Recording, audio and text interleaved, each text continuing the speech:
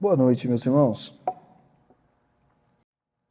Hoje a gente vai dar continuidade aqui na exposição do livro de Esdras, nessa série que a gente está vendo de reconstrução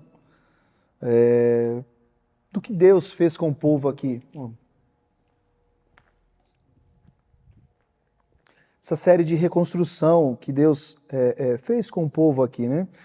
No qual o mesmo Deus que fez essa restauração com aquele povo faz também a restauração conosco hoje. A gente vai ler Esdras, o capítulo 8. Nós leremos do verso 1 ao verso 20.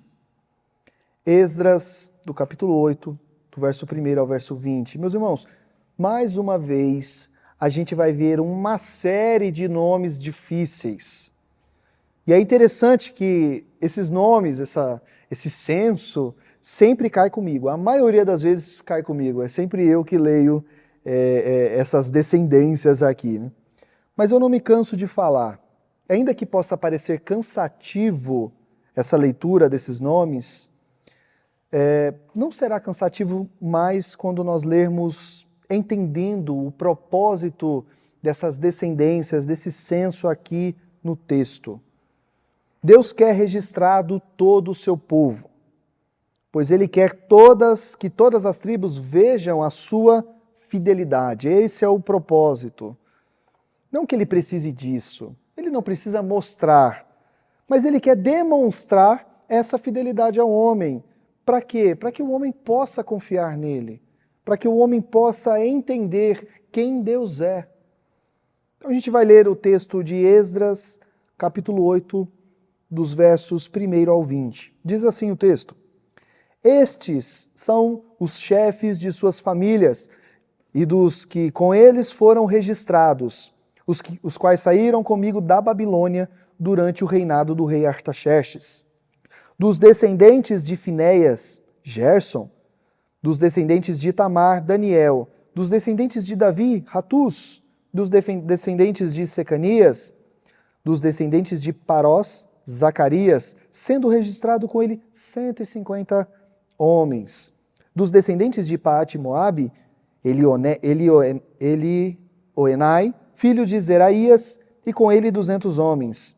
Dos descendentes de Zatu, Secanias, filho de Zaaziel, e com ele 300 homens. Dos descendentes de Adim, Ebede, filho de Jonatas, e com ele 50 homens. Dos descendentes de Elão, Jesaías, filho de Atalias, e com ele 70 homens. Dos descendentes de Cefatias, Zebadias, filho de Micael, e com eles 80 homens. Dos descendentes de Joabe, Obadias, filho de Jeiel, e com ele 218 homens. Dos descendentes de Bani, Selomite, filho de Josifias, e com ele 160 homens. Dos descendentes de Bebai, Zacarias, filho de Bebai, e com ele 28 homens.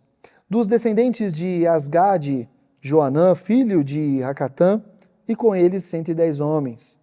Dos descendentes de Adonicão, os últimos que chegaram, Elifelete, Jeiel e Semaías, e com eles 60 homens. Dos descendentes de Bigvai, Utai e Zabude, e com eles 70 homens. Eu os reuni junto ao canal que corre para a Ava, e acampamos ali por 3 dias. Quando passei em revista o povo e os sacerdotes, não encontrei nenhum levita. Por isso convoquei Eliezer, Ariel, Semaías, Eunatã, Jaribe, Eunatã, Natã, Zacarias e Mesulão, que eram líderes, e Joiaribe e Natã, que eram homens sábios. E eu os enviei a Ido, o líder de Casifia. Eu lhes falei o que deveriam dizer a Ido e aos parentes dele, os servidores do templo em Casifia, para que nos trouxessem servidores para o templo de nosso Deus. Como a bondosa mão de Deus estava sobre nós, eles nos trouxeram Serebias, homem capaz, dentre os descendentes de Mali, filho de Levi, neto de Israel, e os filhos e os irmãos de Serabias, 18 homens. E também Hassabias, acompanhado de Jesaías, dentre os descendentes de Merari, e seus irmãos e filhos, 20 homens. Eles trouxeram ainda 220 dos servidores do templo, um grupo que Davi e os seus oficiais tinham formado para ajudar os levitas. Todos eles tinham seus nomes registrados. Vamos orar mais uma vez, irmãos. Deus, nós lemos o teu texto sagrado e, Senhor, como é bom ouvir a tua palavra, como é agradável, Senhor, como reconfortante, Deus, saber que o Senhor cuida de nós, que o Senhor nos deixou, Deus, a tua palavra viva, que aquece a chama do nosso coração, Pai. Obrigado por isso. E nesse momento eu te peço, Deus, fala com o teu povo. Não deixe que minhas emoções, não deixe que meus achismos, meus sentimentos, Senhor, possam falar mais alto aqui. Mas que o Senhor possa falar a tua vontade ao coração dos meus irmãos. Esse é o desejo do nosso coração. Isso é o que nós te pedimos. Em nome de Jesus. Amém. Meus irmãos, eu sempre gosto de reaver todo o começo, mesmo que de forma rápida, para que aqueles que não vieram porventura nos outros dias, nas outras quintas-feiras, não possam ficar perdidos, vamos dizer assim, sobre essa linha do tempo e essa fase que nós estamos aqui no capítulo 8. Tá? Então eu sempre faço uma recapitulação do livro e de acontecimentos para que a gente possa entender o que será falado aqui. É tipo, para quem já assistiu seriados, né, com temporadas, é bem aquele antes que aparece e agora. Então, para que a gente possa recapitular aqui. Desculpa. O povo de Judá, depois que eles foram tomados, depois que o povo foi tomado, escravizado, ele passou décadas no cativeiro babilônico. E ele fez isso, ele foi tomado, ele foi escravizado por causa da sua rebeldia, por causa da sua desobediência. Ele foi para longe da sua terra, ele foi escravizado e não conseguia ver o templo mais. O templo foi destruído. Mas aí, conforme o livro aqui caminha, a gente vai ver que a fidelidade de Deus nunca falhou. A fidelidade de Deus nunca falhou. E em determinado tempo, Deus ele moveu o coração de reis pagãos, como Ciro, como Artaxerxes, e levantou líderes também, como Zorobabel, que nós vimos no começo do livro, e agora Esdras. E Esdras aqui, ele era um sacerdote, ele era um escriba muito dedicado, muito atencioso e profundamente conhecedor da lei do Senhor, das leis de Deus. Então Esdras recebe essa missão de liderar uma nova leva de exilados de volta a Jerusalém. Já foi feita uma leva do cativeiro para Jerusalém e agora uma nova leva é feita com Esdras. Mas ele não faz apenas para repovoar a terra de Jerusalém, que estava vazia, devastada. Mas essa leva de exilados para Jerusalém é para restaurar a adoração verdadeira ao Senhor, para ensinar a lei do Senhor, para reorganizar a vida com o Senhor, a vida do povo debaixo dos preceitos divinos. Então o capítulo 8 encontra esse ponto de partida dessa jornada, agora que eles vão para Jerusalém. Porém, antes de Esdras e esse povo enfrentar os perigos que haveriam de enfrentar no deserto, antes de chegar ao destino que eles propuseram no coração deles, Esdras organiza o povo. E é justamente nessa organização inicial, desses primeiros 20 versículos aqui, que nós vamos encontrar um retrato, vamos dizer assim, vívido de como Deus, mais uma vez, porque nós já vimos isso em outros textos, né? Mais uma vez é soberano, mais uma vez age em favor daqueles que ele mesmo chama. Então é isso que nós vamos ver. Perceba que o livro, eu quero que vocês percebam que o livro não é apenas sobre Esdras. Este homem aqui, Esdras, e outros líderes, eles são coadjuvantes nessa história. Porque o verdadeiro autor, o verdadeiro personagem dessa história do livro de Esdras é Deus. Porque é Deus quem faz, é Deus quem age. É por causa de Deus que as coisas são feitas. E o texto, bem como todo o livro de Esdras e também de Neemias, vai nos revelar um princípio fundamental que vai caminhar por toda a Escritura, por toda a Bíblia, a nossa Bíblia, e que de fato esse princípio alcança os nossos dias hoje. Esse princípio nos alcança hoje, aqui e agora. E é o princípio da soberania de Deus, o princípio de que Deus é soberano sobre todas as coisas. E para que a gente entenda esse princípio fundamental, nós vamos colocar um tema para esse sermão aqui dessa noite. E esse tema é extraído diretamente da ação de Deus, partindo de Deus para o povo, que o tema será: Deus levanta, Deus organiza e Deus supre seus líderes e o seu povo para toda a boa obra.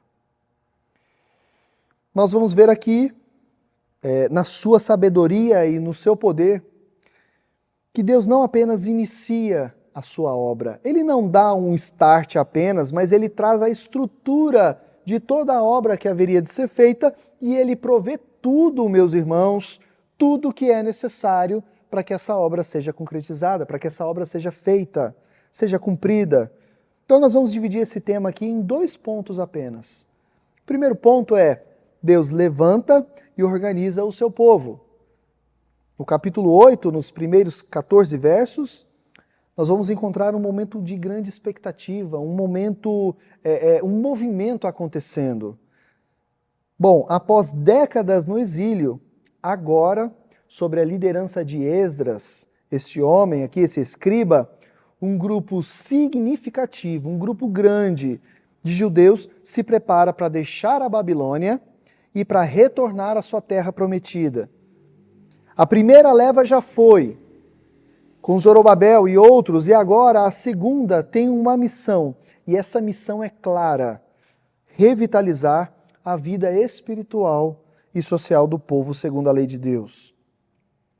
Mas antes da gente dar o primeiro passo nessa jornada aqui, Esdras faz algo que, à primeira vista, como já falamos bastante em outros textos, pode parecer meramente administrativo, burocrático, bem aqueles censos do IBGE que passa na casa e a gente nem sabe para que serve. Esdras faz uma lista. Lemos nos versículos de 1 a 14, estes são os chefes das famílias e o registro genealógico daqueles que subiram comigo da Babilônia. E aí então segue-se uma relação de nomes, uma relação de números: Finéias, Itamar, Davi, famílias e mais famílias, cada um com o seu líder, cada um sendo contado entre os homens que acompanhavam também esses líderes. Por que começar assim? Por que essa formalidade aqui, essa contagem? Por que esse registro genealógico? Meus irmãos, aqui a gente não tem apenas um relatório de viagem de quem vai, mas todas as vezes que aparecem essas listas aqui, nós temos um testemunho poderoso da fidelidade de Deus. Quer ver como que a gente enxerga diferente quando a gente pensa na seguinte coisa aqui? Imagina se Deus, um monte de vezes dissesse para você: ei Maria, filha de Vanessa, é você mesma, eu não esqueci de você, eu sei que eu tenho uma promessa com você, eu sei disso. Será que você ficaria cansada de Deus falar e você ouvi-lo, que Ele vai cumprir a promessa que Ele fez para você? Será que você se cansa? Quantas vezes você já deve ter se perguntado, será que aquela pessoa se lembra? Será que aquela pessoa esqueceu de mim? Aquele cliente, será que ele não vai fazer um novo pedido? Ele prometeu que faria isso ou aquilo, mas será que ele lembra? Deus quer nos mostrar hoje em repetidas vezes que ele não se esqueceu da sua promessa e ele não se esqueceu do seu povo. Essa lista aqui, ela não é um mero censo. Ela é uma declaração de identidade. Ela é um registro de fidelidade.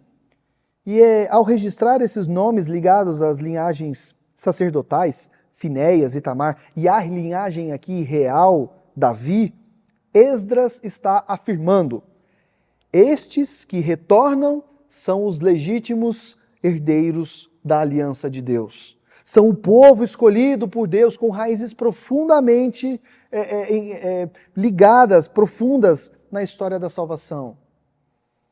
No exílio, que eles ficaram lá durante muitos anos, essa identidade poderia ter sido perdida. Essa identidade poderia ter sido diluída. A esperança podia ter sido apagada. Mas Deus, em sua fidelidade, preservou um remanescente. Deus preservou um povinho para ele, por causa da fidelidade dele com o povo. E agora, ao organizá-los sob os chefes de família, ele está reafirmando, Deus está reafirmando, vocês são o meu povo, vocês pertencem a mim. Por isso, meus irmãos, todas as vezes que vocês lerem na casa de vocês versículos, trechos de censo, de nomes difíceis, de números que não se acabam mais, encarem de outra forma, encarem como deve ser encarado. É Deus dizendo, ei, igreja, você é minha, você pertence a mim. Eu não me esqueci de vocês e certamente a minha promessa será cumprida. Promessa essa de vida e de eternidade. Essa organização meticulosa aqui, esse registro cuidadoso, ele confere essa legitimidade a esse movimento de retorno do exílio para Babilônia, para Jerusalém. É da Babilônia para Jerusalém. Esse povo aqui, ele não é um grupinho desgarrado. Ele não é uma multidão que não tem rumo, que não vai para lugar nenhum. Olha que maravilhoso aqui. Esse é o povo de Deus. Esse é o povo do Senhor sendo reunido e ordenado segundo as suas promessas. É isso que nós estamos vendo aqui. Cada nome listado aqui, cada homem contado aqui, representa a fidelidade de Deus em preservar a sua semente e em cumprir o seu plano de restauração e o seu plano de salvação. Parece uma coisa tão simples, mas olha o que isso mostra. Isso não está aqui à toa. Observem que a lista é organizada pelos chefes das famílias. Deus não apenas levanta um líder principal como Esdras. Não é um homem, não é alguém específico apenas e pronto, acabou. Mas ele também opera através da estrutura de liderança. Estes homens citados aqui, esses chefes, esses líderes reconhecidos, responsáveis pelos seus clãs, ao se apresentarem para serem contados, eles demonstram submissão a essa liderança de Esdras e um compromisso com a visão que Deus havia passado, com o plano e a missão que Deus havia passado. Deus levanta líderes em todos os níveis para guiar e pastorear o seu povo. E por que Deus levantou líderes aqui? Por que existia chefes se Esdras já era líder? Ora, para mostrar a Esdras que ele não está sozinho, para mostrar que ele não fará nada sozinho, porque ninguém pode fazer nada sozinho. Meus irmãos, Deus trabalha com o coletivo, ninguém faz nada sozinho não. Veja a importância de Esdras ter líderes e chefes de famílias, porque eles ajudariam Esdras a se reorganizar, a fazer com que a vontade de Deus seja cumprida. Ele contava com esses chefes de família, homens que Deus preparou, homens que Deus posicionou para auxiliar na grande obra de restauração que nós estamos vendo desde o capítulo 1. Porém, se perceberem no texto, tem uma coisinha diferente aqui. Eles são homens dispostos a seguir. Eles são homens dispostos a serem contados, a assumirem responsabilidade. E não só os homens, mas todas as suas famílias. Isso é parte essencial da organização divina. Mas, Tiago, o que essa lista antiga tem a ver com a gente hoje? Por que isso é tão importante para mim? Ora, essa lista mostra que Deus ainda levanta e ainda organiza o seu povo, ou seja, a sua igreja. E nossa legitimidade não vem, diferentemente deles, de linhagens terrenas, mas ela vem do sangue de Cristo. Ela vem do sangue de Jesus. Meus irmãos, nós somos contados como filhos de Deus. Um a um, nós somos registrados no livro da vida. Nossa identidade está firmada nele. Bom, e Deus ainda valoriza a ordem em sua igreja. Ele estabelece líderes, pastores, presbíteros, diáconos, tudo para guiar, ensinar e servir o seu povo. Isso é um chamado de Deus a viver em comunidade, de forma organizada, onde cada membro da igreja tem sim lugar no corpo de Cristo. Cada um de nós, meus irmãos, é contado por Deus, conhecidos pelo seu nome, melhor, pelo nome, né, pelo nosso nome, por Deus. Assim como aqueles chefes de famílias se apresentaram para a obra, somos chamados a nos engajar nessa missão da igreja, essa missão que Deus nos deu. E aos maridos que são chefes de suas famílias, você é convocado a levar a sua família. É contado sim para trazer restauração, para ajudar o nosso líder, o nosso pastor nessa grande obra. De fato, a igreja não é do pastor. A igreja não é de uma pessoa, mas é de Cristo. E ao entendermos isso, vemos o quanto precisamos fazer parte dessa obra. O quanto precisamos fazer parte que as coisas aconteçam. E uma pergunta pode ficar: eu tenho respondido a essa contagem? Eu tenho encarado essa realidade de que a obra é feita por todos os crentes da igreja e não apenas por uma só pessoa e não apenas por um líder? Este é o primeiro passo que nós vemos em Esdras 8. Um povo levantado, um povo legitimado e organizado por Deus, pronto agora para a sua jornada. Mas como veremos um pouco a seguir, né, mesmo a melhor organização humana, ela enfrenta desafios. E ela revela necessidades que só Deus pode suprir. Não é assim com a nossa vida? Chega uma hora, pode ser a melhor organização do mundo, mas tem coisas, necessidades que só Deus pode suprir. E esse será o nosso segundo e último ponto dessa noite. Deus supre as necessidades para a sua obra. Deus supre as necessidades para a sua obra.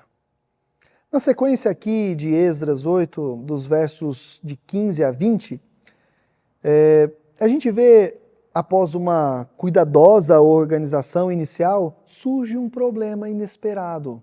Surge uma dor de cabeça. Esdras reúne o povo junto ao rio Ahava, onde acampariam ali por 3 dias, antes de iniciar essa longa viagem que eles fariam, e ele faz uma inspeção final ali, uma revista ao povo e aos sacerdotes, como diz o versículo 15. E então ele passa a existir uma constatação ali que era preocupante, de certa forma. Abre aspas, não achei ali nenhum dos filhos de Levi. Imagine a situação. O propósito central da missão de Esdras era restaurar o culto, segundo a lei de Deus em Jerusalém. Esse era o propósito, restaurar o culto. O templo estava lá, pronto, reconstruído pela geração anterior. Mas precisava de vida, precisava de pessoas, precisava de ministros lá. E os levitas eram exatamente esses homens designados por Deus para o serviço sagrado, para auxiliar os sacerdotes, para a música, cuidar da música, da manutenção e de tantas outras coisas e tarefas essenciais no templo. eram os levitas. Sem esses levitas aqui, a adoração plena não podia ser restabelecida. E agora, a organização estava feita, o povo estava contado, mas faltava um elemento crucial para o coração da missão. E é nesse momento de necessidade de Esdras e de todo o povo de Deus que nós veremos essa segunda parte do nosso tema com a ação de Deus, que Deus supre as necessidades para a sua obra. O que Esdras faz diante dessa carência? O que Esdras faz diante dessa falta? Bom, ele não se desespera. Ele não culpa a Deus, ele não cogita nem por um segundo desistir da missão. Mas ele age com fé e com sabedoria. O versículo 16 nos diz que ele imediatamente convoca homens de confiança, líderes, homens principais e homens de discernimento, e lhes dá uma missão específica. Vão até aquele lugar chamado Casifia, ou Cacifia, procura um líder chamado Ido e pede, abre aspas, que nos trouxesse ministros para a casa do nosso Deus, fecha aspas. Esdras demonstra uma liderança piedosa, mas também proativa. Ele entende a necessidade, ele soube o que faltava e ele entende onde buscar a solução. Esdras, ele não deixa passar o tempo, mas ele delega a tarefa aos líderes dele. Ele não fica paralisado pelo problema, ele não fica estagnado, pensando em cair do céu alguma coisa para que aconteça. Mas ele enfrenta o problema com os recursos que ele tem e a sabedoria que Deus havia dado a ele. O que isso nos ensina? Ora, isso nos ensina que a confiança na providência divina não anula a responsabilidade humana. Nós precisamos agir. Nós devemos orar? Sim, com certeza. Mas nós devemos agir, devemos planejar, buscar soluções, saber escolher bem, saber tomar decisões difíceis, usar os meios que Deus nos concede em oração, em leitura da sua palavra. E essa missão que Esdras deu a esses líderes, ela foi bem sucedida. Olha que interessante. Eles retornam não apenas com promessas, mas eles retornam com homens dispostos a servir. Nós lemos no versículo 18, e aqui é a chave para entender tudo isso que aconteceu. Aqui narra algo que percorre todo o livro de Esdras e que vai percorrer também o livro de Neemias. Nós já vimos muito esse termo, essa frase, e veremos muito mais depois. Abre aspas. E pela boa mão de nosso Deus sobre nós, trouxeram-nos homens de discernimento. E pela boa mão de nosso Deus, e pela boa mão de nosso Deus. Vejam, meus irmãos, Esdras não ficou parado. Ele pensou, tomou estratégias, porque ele sabia que a boa mão do Senhor estava sobre ele. Quão reconfortante é nós vivermos a vida ordinária, a vida comum, com decisões difíceis, com escolhas complicadas, com desafios que não acabam mais. Mas saber que a boa mão do Senhor está sobre nós. Você tem encarado os desafios assim? Lembrado que a boa mão do Senhor está sobre nós, está sobre você? Esta expressão tão cara a Esdras e Neemias fala da soberania, fala da graça, da misericórdia, da providência ativa e da providência favorável de Deus sobre os acontecimentos. Deus não apenas apontou a necessidade, Deus não falou está faltando, mas Ele também moveu corações dispostos, abriu portas, providenciou os recursos humanos aqui necessários para que a sua obra fosse concluída. Ele supriu a falta. E sabem por quê? Porque Deus, o Deus que organiza, é também o Deus que supre. Ele conhece as necessidades da sua obra. Ele conhece tudo o que precisa antes mesmo do que a gente pudesse perceber. e age no tempo certo para prover o que falta. Ele é assim. Aqui, meus irmãos, não veio qualquer pessoa. Vieram homens de discernimento. Sabe quando você precisa daquela pessoa que entende, que sabe e que vai te falar, poxa, vamos para frente, vamos, nós vamos conseguir. Foram essas pessoas. Porque a gente viu já nos textos anteriores que haviam muitas pessoas, não vai dar certo, acho que eu não vou querer, não vai dar certo não. Não, aqui não. Deus enviou homens de discernimento, homens como Serebias, um líder levítico notável, seus filhos, irmãos. O texto diz que vieram Rassabias e Jesaías, também levitas com seus familiares. E vieram também os servidores do templo, cuja função havia sido estabelecida desde os dias de Davi. Os tempos de Davi não eram qualquer homens, eram homens habilitados para isso. Deus supriu, não apenas em quantidade, mas supriu em qualidade, trazendo homens de linhagem reconhecida para o serviço sagrado, aquilo que Esdras precisava de fato.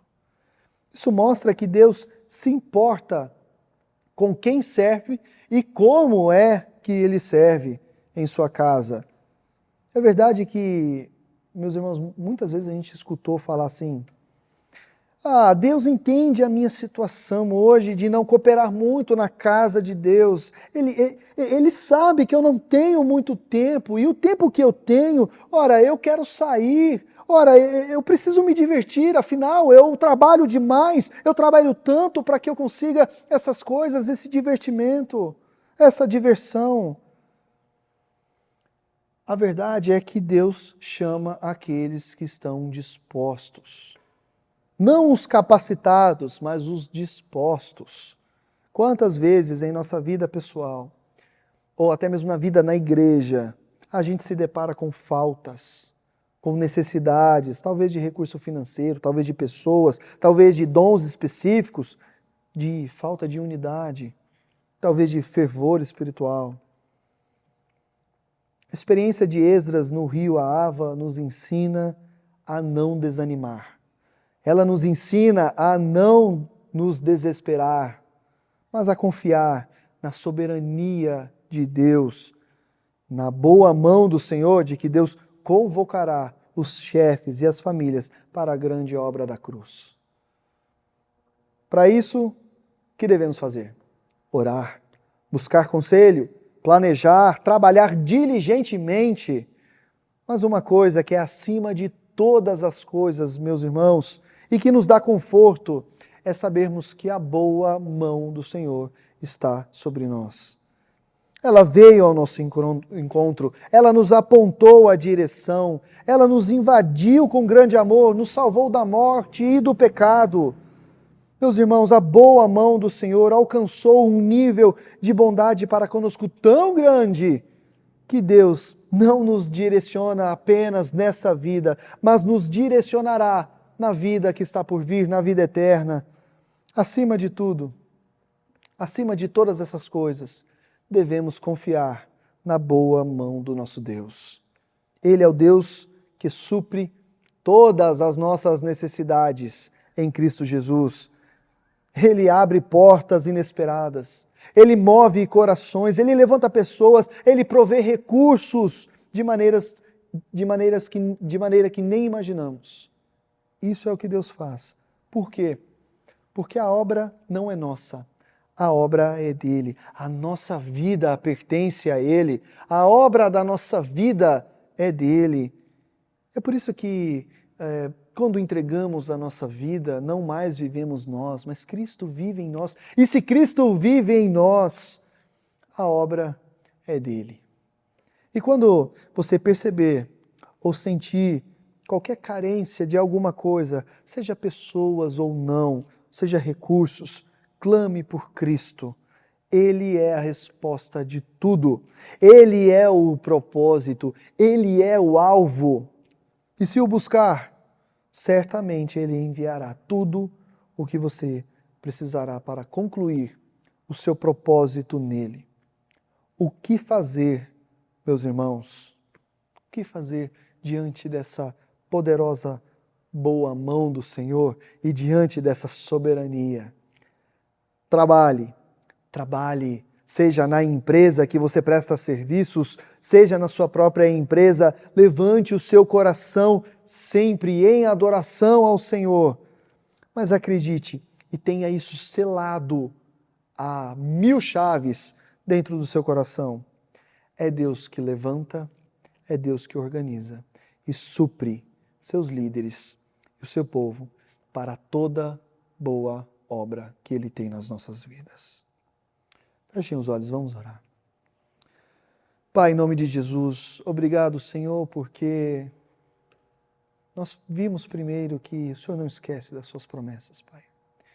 O Senhor não esquece daquilo que o Senhor prometeu. O Senhor prometeu que cuidaria de nós, Pai. Quão promessa maravilhosa é aquela onde o Senhor diz sobre os pássaros do céu, sobre as ervas que nascem, Deus, que não precisaríamos nos preocupar com nada, porque o Senhor conhece as nossas necessidades. O Senhor conhece aquilo que precisamos, Deus. E o Pai sabe que precisais dela, diz assim o Senhor. Obrigado, Deus, por tais palavras. O Senhor não nos deixa faltar nada.